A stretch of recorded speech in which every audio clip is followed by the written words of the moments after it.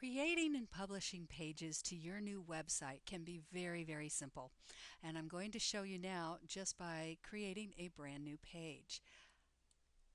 I've already created some blank pages that appeared in our navigation bar, including the About page, but I went ahead and deleted that so we could start over here and I could walk you through how to create that.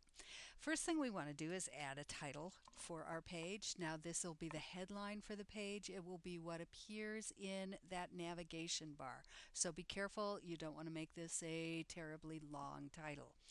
I've already gone ahead and created some text, but as you can see, you can just go ahead and start typing. But I'm going to pause the video and input the text that I've already gotten so I can show you how to edit and publish and do some of the other things. Okay, that's all it took. Don't you wish it were that fast? Once you have your text in place, you can do all sorts of formatting things that you can normally do with a word processor. Make things bold, italic, center them, do bullet points, number your bullet points, etc. A couple of things we're going to talk about here is making links, including some of these video or images or other file functions, and we're going to talk about the HTML versus the visual for just a second. Okay, to start with, I have down here at the very end of my post, I have an invitation for people to email me. When I highlight that, the links buttons appear here and appear usable. Making a link is going to be one of the most important things that you do in your posts, and it will be something that you do frequently if my suggestions are heard. In this case, I am wanting people to be able to email me. The code for that is email to lizmisick@gmail.com. If you're linking to another page, I think you saw the HTTP was already here, but you would simply go up and copy the URL of your page and put it right into this space as well. Anytime you link to another page, I'm going to recommend that you do target blank, which is open in a new window, and then you just insert.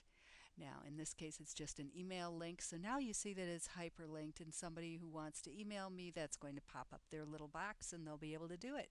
Now, I do like to recommend that you use a picture and put that in your pages and in your posts. And this is just how simple it is. These are videos. I'm going to be adding them in a different way later. So I'm going to go ahead and cancel out of this. Once you have selected a file, oh gosh, I guess I'm going to pause and find one for you. Hold on. Okay, I actually decided I'm going to use the same picture that I use on some of my social platforms. I went and I selected it from the file, and then it appears here. Now I've got an option here to add or show a little bit more about how I want this picture to appear. Do I want it to be in the center and then my text comes underneath it? Usually I say not. I want to put it on the left. This is a small picture. That's just fine. That's usually around the size I want to do. So I want to go ahead and insert this in my post. Hey, look at that.